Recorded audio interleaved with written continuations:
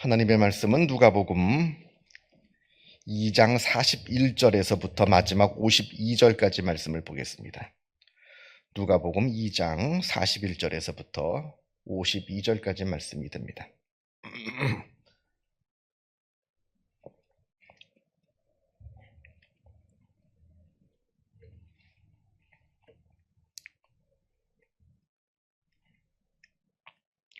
누가복음 2장 41절에서부터 52절까지 말씀 같이 한 목소리로 읽겠습니다. 그의 부모가 해마다 6월절이 되면 예루살렘으로 가더니 예수께서 12살 되었을 때에 그들이 이 절기의 관례를 따라 올라갔다가 그날들을 마치고 돌아갈 때에 아이 예수는 예루살렘에 머무셨더라. 그 부모는 이를 알지 못하고 동행 중에 있는 줄로 생각하고 하루길을 간 후 친족과 아는 자 중에 찾되 만나지 못함에 찾으면서 예루살렘에 돌아갔더니 사흘 후에 성전에서 만난즉 그가 선생들 중에 앉으사 그들에게 듣기도 하시며 묻기도 하시니 듣는 자가 다 그 지혜와 대답을 놀랍게 여기더라. 그의 부모가 보고 놀라며 그의 어머니는 이르되 아이야 어찌하여 우리에게 이렇게 하였느냐. 보라 내 아버지와 내가 근심하여 너를 찾았노라. 예수께서 이르시되 어찌하여 나를 찾으셨나이까. 내가 내 아버지 집에 있어야 될 줄을 알지 못하셨나이까 하시니 그 부모가 그가 하신 말씀을 깨닫지 못하더라. 예수께서 함께 내려가사 나사렛에 이르러 순종하여 받드시더라. 그 어머니는 이 모든 말을 마음에 두니라. 예수는 지혜와 키가 자라가며 하나님과 사람에게 더욱 사랑스러워 가시더라. 아멘. 우리가 지난 시간은 예수님의 유년 시절의 모습을 보았습니다. 그래서 지난 시간 본문의 40절을 보면 아기가 자라며 강하여지고 지혜가 충만하며 하나님의 은혜가 그 위에 있더라. 이렇게 짧은 이 한 절의 말씀을 가지고 예수님의 그 어렸을 때, 아기 때죠. 영아 때, 유아 때, 그때의 모습을 이렇게 요약을 했습니다. 그래서 아기가 자라고 강해지고 지혜롭게 그리고 하나님의 은혜가 그 위에 있었다. 자, 오늘 이제 본문 41절부터 52절까지 말씀은 예수님의 청소년 시절, 소년 시절의 이제 그 이야기입니다. 그러면서 한 가지 아주 대표적인 이 에피소드를 소개하면서 예수님이 소년 시절, 청소년 시절을 어떻게 보냈는지 우리한테 이제 이야기를 해줍니다. 오늘 이제 41절과 42절을 보게 되면 매년 6월절이 되면 나사렛에서 예루살렘까지 걸어서 한 사흘 길 정도 된다고 합니다. 그 먼 길을 다른 사람들과 마찬가지로 이렇게 하나님께 제사를 드리러 예수님의 부모님도 같이 가셨다. 이렇게. 그러니까 믿음이 좋은 부모예요. 요셉도 그렇고 마리아도 그렇고. 근데 그 중에 이제 예수님이 12살 되던 해에 예수님도 이제 같이 이제 예루살렘으로 가게 됐는데 문제는 43절을 보면 예루살렘에서 이제 6월절 축제를 다 끝나고 집으로 다시 돌아오는 길에 예수님은 부모님을 따라가지 않고 그냥 예루살렘에 머물러 있고 부모님만 같이 온 겁니다. 이때 이제 좀 우리가 알아야 되는 것이 이 당시에 예루살렘으로 먼 길을 가야 될 때 그 길이 워낙 멀고요. 또 험하고요. 또 위험합니다. 언제 강도들이 들이닥칠 줄 모르니까 보통은 한 마을 사람들이 다 함께 모여서 같이 이제 때를 이루어서 갑니다. 가면서 서로 격려하고 찬송도 부르면서 이제 같이 이렇게 가는데 올 때도 마찬가지고요. 보면 하루 동안 예수님이 따라온 줄을 예루살렘에 남아 계시고 부모를 따라오지 않는 것을 몰랐다고 합니다. 그래서 어떻게 모를 수가 있느냐 사람들은 이야기하는데 우리가 이 당시가 지금으로부터 한 2000년 전인데 이 당시는 아이들을 지금처럼 오냐 내 새끼 좋아 죽고 내 새끼 쩔쩔 이렇게 애를 키우진 않았습니다. 그냥 내버려 두는 거예요. 이렇게 자유롭게 놀면서 당연히 컸으니까 잘 따라오겠지 생각을 했고요. 또 마을 사람들이 전체가 함께 모이고 함께 움직이니까 어디 자기 친구들하고 같이 따라오겠지 했던 거죠. 근데 하루가 지나서 아마 이제 자려고 했더니 아이가 안 보이니까 마리아 모친께서 너무 깜짝 놀래가지고 이제 아이를 찾으러 가는 거죠. 가다가 이 녀석이 길을 잃었나, 다쳤나, 다쳐가지고 어디 쓰러져 있나, 별 걱정을 하면서 막 예수님을 찾아면서 이제 사흘 만에 예루살렘에 도착을 했더니 놀랍게도 예수님은 그 자리에 계속해서 앉아서 율법 학자들하고 율법에 대해서 토론을 하고 율법 말씀을 듣고 이러고 있더라는 겁니다. 기가 막히죠.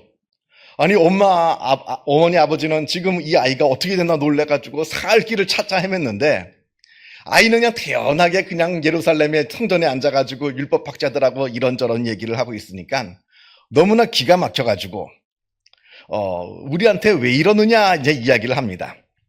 자, 이제 먼저 이 말씀을 좀 우리가 자세히 보기 전에 47절 말씀을 보게 되면 예수님께서 그 어린 나이 12살이면 어린 나이잖아요.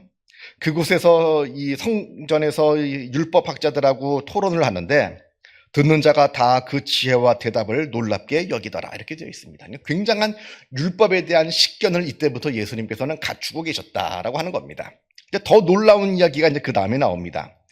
모친 마리아가 너무나 놀래가지고 예수님한테 48절 보면 아이야 어찌하여 우리에게 이렇게 하였느냐 보라 내 아버지와 내가 근심하여 너를 찾았노라 이렇게 책망 아닌 책망을 하니까 그 어린 예수님께서 하시는 말씀이 49절에 어찌하여 나를 찾으셨나이까 내가 내 아버지 집에 있어야 될 줄을 알지 못하셨나이까 아주 당돌한 대답을 하는 겁니다.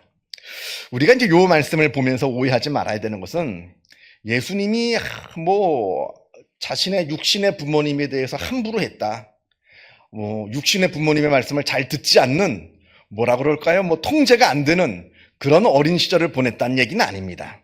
보면 51절 말씀을 보면 51절에 예수께서 함께 다시 이제 나사렛으로 내려가셔서 순종하여 받드시더라. 그러니까 예수님은 효자예요.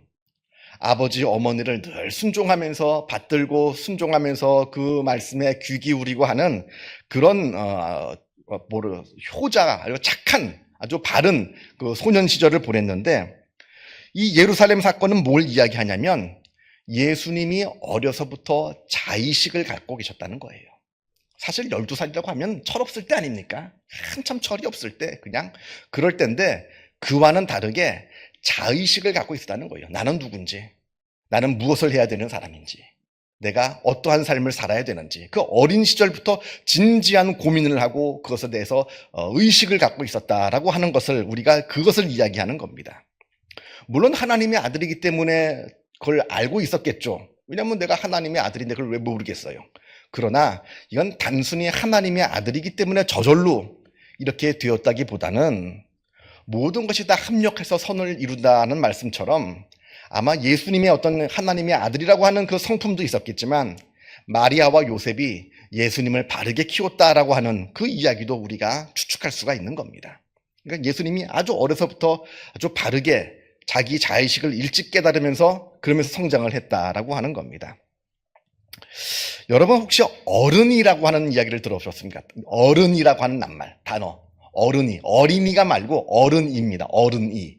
어른이가 뭐냐면 다 컸는데 나이는 다 먹어서 40 넘고 50 넘었는데 하는 짓이 애 같은 사람을 어른이라고 합니다. 그래서 보면 여러분들 가끔 볼 거예요. 텔레비전이나 무슨 뭘 보면 다 연예인들 중이나 아니면 다른 사람들 중에서 다 커가지고 이제 40살이 넘고 50살이 되는데 애들 가지고 노는 그 장난감을 수집을 합니다. 로봇 장난감. 그래서 방을 딱 보여주면 거기에 로봇 장난감이 한가득 있어요. 이런 것들. 이게 바로 어른이의 모습이라고 하는 거예요. 어른이 되었음에도 불구하고 어렸을 때의 그 습성을 버리지 못하고 계속 어린이처럼 남아있으려고 하는 그 습성들 갖고 있는 그 성인들을 어른이라고 이렇게 부릅니다. 이게 다 어릴 적에 놀지 못해서 그렇다 합니다. 이게 어릴 적에 마음껏 놀아야 되는데 로봇 장난감 가지고 신나게 어릴 때 놀면 어른이 되면 더 이상 이 로봇 장난감에 집착을 하지 않는데 아빠 모르긴 몰라도 무슨 이유가 있었겠죠. 이 로봇 장난감 가지고 놀지를 못하니까 나중에 어른이 돼가지고 그걸 한을 푸는 거예요. 로봇 장난감을 방에 한가득 다 사놓고 진열해놓고 그거 들여다보고 재밌어하고 그렇게 되는 겁니다. 여러분 지랄 총량의 법칙이라고 들어보셨죠? 지랄 총량의 법칙. 이게 뭐냐면 인간은 누구나 일평생토록 다 사용해야 되는 각자의 지랄의 총량이 있대요. 그래서 어떤 사람은 어렸을 때, 철없을 때, 어렸을 때 이 지랄을 총량을 사용합니다. 그래서 어렸을 때 아주 말썽도 일으키고 나가서 신나게 놀고 그렇게 하고 실수도 하고 어쩌고 이렇게. 그래가지고 어렸을 때 그 지랄 총량을 다 사용해가지고 나중에 좀 자라나면, 나이가 들어서 자라나면 뭐 성인이 되면 아주 인격이 바르게 성장하고 아주 좀 바른, 아주 좀 좋은 인격으로 성장하면서 성숙한 삶을 살아가는 사람이 있는 반면에, 어렸을 때는 이 지랄을 사용하지 못했어요. 이 지랄의 총량이 있는데 억압을 당하고 뭐 나가서 놀지도 못하고 뭐 말썽 부리면, 조금만 말썽 부리면 부모님한테 엄청 혼나고, 그래서 이 지랄의 총량을 다 사용하지 못했어요. 그런 사람은 어른이 돼가지고 나중에 20살, 30살, 40살, 50살이 돼가지고 그때 이 지랄을 사용하는 거예요. 그런 사람들 가끔 보시죠. 어렸을 때는 그렇게 말 잘 듣고 그렇게 열심히 착실하던 아이가 갑자기 대학을 가더니 이상해지고, 뭐 30살이 되더니 이상해지고, 이게 다 각자 사용해야 되는 지랄의 총량이 있는데 이걸 다 사용하지 못했다는 겁니다.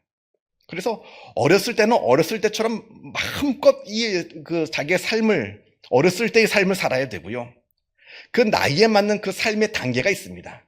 그것들을 맞춰 나아갈 때 우리의 인격은 올바르게 성장을 한다라고 심리학자들은 이야기를 합니다. 요즘에 서점가에만 불안세대라고 하는 아주 유명한 책이 나옵니다. 이게 아주 요즘 베스트셀러인데 불안세대예요. 이름이, 그 책 제목이 불안세대. 이 책을 보면 요즘 부모들이 가지고 있는 아주 치명적인 아이를 키우면서 하는 두 가지 실수를 이야기합니다. 첫 번째는 아이들을 좀 내버려둬야 되는데, 자유를 줘야 되는데 그 자유를 주지 못하고 지나치게 아이를 통제하려는 잘못. 그리고 두 번째는 이거는 정말 아이가 하지 못하도록 통제해야 되는데 그걸 통제하지 않고 그냥 방치하는 잘못. 이 두 가지 잘못을 지금 하고 있다는데, 첫 번째 잘못, 좀 아이를 내버려둬야 되는데 지나치게 통제하고 있는 잘못은 뭐냐면, 아이들을 좀 밖에 나가서 놀게 해야 된다는 겁니다. 아이들 어렸을 때 그 단계는 밖에 나가서 막 뛰어놀고 장난치면서 놀고 그래야지 아이가 인격도 자라고 이 몸도 건강해지는 것인데 못하게 해요. 그리고 하더라도 어른들이 규칙을 만들어 줍니다. 아이 손에 손대지 말아라, 뭐 하지 말아라, 뭐 하지 말아라, 더러운 거 만지지 말아라, 이 규칙을 짜준다는 거예요. 그러면 아이가 마음대로 놀 수가 없습니다. 그러면 아이들의 성격과 아이들의 인격과 이 몸이 자라지는 못한대요. 물론 밖에서 막 놀다 보면 다치기도 하죠. 왜 안 다치겠어요? 애들하고 다투기도 하죠. 그러면서 마음의 상처도 받기도 하죠. 그런데 그게 다 모여야 아이가 건강하게 자란다는 겁니다. 몸도 건강하고 마음도 건강하고. 근데 부모가 아이 다치는 거 두려워서 밖에 일절 나가지 못하고 장난도 못 치게 하고, 아이들 마음에 상처받을까 봐 아이들하고 좀 다툼이 있으면 그거 못 참아가지고 뭐 아이들 밖에 누구랑 놀지 말아라 어쩌라 막 그렇게 얘기하고, 그럼 이 아이가 건강하게 자랄 수가 없다. 그래서 아이를 마음껏 밖에다 나가 놀게 해야 된다라고 하는 것이 첫 번째 이야기고요. 두 번째는 정말 위험한 건 밖의 세상이 아니라 인터넷 세상이라는 거예요. 스마트폰, 인터넷 마음대로 할 수 있는 거. 이건 절대 못하게 해야 되는데 오히려 부모들은 이걸 내버려둔다는 겁니다. 아이들이 인터넷만 들어가면 뭐가 있습니까? 음란물, 폭력물 뿐만 아니라 스마트폰을 보는 그 행위 자체가 아이들 두뇌를 엄청 망가뜨린대요. 완전히 기억력 상실, 기억력이 감퇴되고 집중력이 감퇴되고 아주 아이를 망가뜨린다는 겁니다. 그런데 그거는, 그 위험한 거는 그냥 내버려두고, 여러분들 아마 보시면 알 거예요. 식당 가서 밥을 먹으면 애기들 있으면 부모가 아예 의뢰 그냥 스마트폰이나 태블릿 PC를 줍니다. 울지 말라고, 조르지 말라고. 그럼 아이는 그거만 보고 있어요. 그냥 뭐 보면서 계속 그게 애 두뇌를 완전히 망가뜨리고 있는 거예요. 그런 겁니다. 그렇다는 겁니다. 그래서 이제 아이를 마음껏 밖에 뛰어놀고 스마트폰이나 인터넷은 하지 말게 하고, 물론 전혀 못하긴 할 수는 없습니다만, 그러나 정해진 시간에 꼭 필요한 것만 볼 수 있게, 이런 일을 해야지 아이가 바르게 성장한다라고 하는 겁니다. 스마트폰이 2007년에 처음 나왔습니다. 애플 아이폰이 2007년에 처음 나왔는데, 이 책에 보면 이 통계를 쭉 조사해 보면 2007년부터, 이제 미국 책이니까 미국 배경인데, 뭐 미국뿐만 아니라 뭐 유럽도 마찬가지랍니다. 쭉 조사했는데 2007년부터 청소년 자살률이 기하급수적으로 늡니다. 엄청 늘어요. 놀랄 정도로 확 늡니다. 더 놀라운 건 뭐냐면, 자살은 자살에 성공한 거잖아요. 성공하지 못한 자살 시도는 말도 못하게 됩니다. 자살 시도한 아이들이. 그래서 이게 스마트폰과 굉장히 밀접한 영향이 있다고 이 책은 굉장히 아주 치밀하게 분석을 해나가거든요. 그 과정들 제가 이 자리에서는 다 얘기할 수는 없습니다만 그만큼 위험하다는 겁니다. 아니 자살을 시도했다 이게 죽지는 못했어요. 이 아이는 평생 장애를 가지고 살아야 되는 겁니다. 그때 그 후유증으로. 그게 육체적인 장애든 아니면 정신적인 장애든 큰일 나는 겁니다. 이 위험한 것이 바로 스마트폰인데 이미 스마트폰을 그냥 아이들한테 막 내주고 진짜 중요한 좋은 밖에서 뛰어노는 이 정말 좋은 이 건강한 이 환경을 막아버리는 어리석은 행위를 지금 부모들이 하고 있다라고 하는 이야기입니다. 물론 오늘 말씀에 뭐 스마트폰 얘기 그 얘기는 없습니다만 예수님이 청소년 시절에 보면 52절을 보게 되면 예수는 지혜와 키가 자라가며 하나님과 사람에게 더욱 사랑스러워 가시더라. 이게 바로 예수님께서 몸도 자라고 이 두뇌, 지혜도 자라고 인격도 자라나고 인격도 바르게 자라나고 하는 그 전인적인 성장의 모습을 이야기하고 있는데 아니 예수님은 하나님의 아들이니까 당연히 그렇죠. 물론 하나님의 아들이니까 그러셨겠지만 그러나 그렇게 자라나게 하기 위해서는 마땅히 합당한 환경이 있었다는 겁니다. 그 요셉과 마리아의 환경, 그래서 신앙 안에서 바르게 키우려고 하는 그 모습이 있었다라고 하는 겁니다. 그래서 아이를 우리가 어떻게 성장시킬 수 있느냐, 이 부모가 아이를 어느 정도 자랄 때까지는 책임을 져야 되잖아요. 그 책임을 많은 사람들이 오해하는 게 좋은 학원 보내는 거, 뭐 좋은 과외 시키는 거, 뭐 하는 거, 그게 이 아이를 책임져 주는 게 아닙니다. 정말 중요한 것은 이 아이를 신앙 안에서 키우는 거예요. 인격적으로 신앙 안에서 인격적으로 잘 뿌리내리고 자랄 수 있도록. 그래서 이 신앙의 힘 안에서 자기의 인생 스스로를 개척해 나가고 자기의 인생을 자기가 이겨내가고 어려운 일이 있을 때 그 하나님의 힘을 공급받아 가지고 극복해 나가고 하는 그 모든 밑바탕이 되는 그 신앙을 가져다 주는, 키워주는 것은 우리 부모가 마땅히 해야 할 일이라 하는 겁니다. 요즘 보면 참 어느 교회마다 아이들이 없어요. 교회에 아이들이 다 학원 가 있고 아이들이 뭐하고 뭐하면서 교회에 아이들이 없습니다. 이건 교회의 문제이기도 하지만 그 아이의 문제이기도 합니다. 그 아이가 신앙 없이 자라면 불행해집니다. 나중에 불행해져요. 그래서 이것을 우리가 꼭 기억하여서 주변에 좀 전파했으면 좋겠어요. 뭐 여기 계신 분들이야 뭐 제가 이런 잔소리를 뭐 들을 필요가 없는 분들입니다만 전파했으면 좋겠어요. 그러면서 그렇게 어리석게 자녀를 키우는 사람들, 그건 좋은 방법 아니고 신앙 안에서 키운다라고 하는 이 사실을 우리가 늘 좀 전파하면서 또 우리가 맡은 자녀들, 손자, 손녀들도 또 하나님께서 주시는 그 지혜와 또 신앙 안에서 키우시는 복된 은혜가 있기를 바랍니다. 기도하겠습니다. 하늘에 계신 우리 아버지, 아버지의 이름을 거룩하게 하시며 아버지의 나라가 오게 하시며 아버지의 뜻이 하늘에서와 같이 땅에서도 이루어지게 하소서. 오늘 우리에게 일용할 양식을 주시고 우리가 우리에게 잘못한 사람을 용서하여 준 것 같이 우리 죄를 용서하여 주시고 우리를 시험에 빠지지 않게 하시고 악에서 구하소서. 나라와 권능과 영광이 영원히 아버지의 것입니다. 아멘. 자유롭게 기도하시기 바랍니다.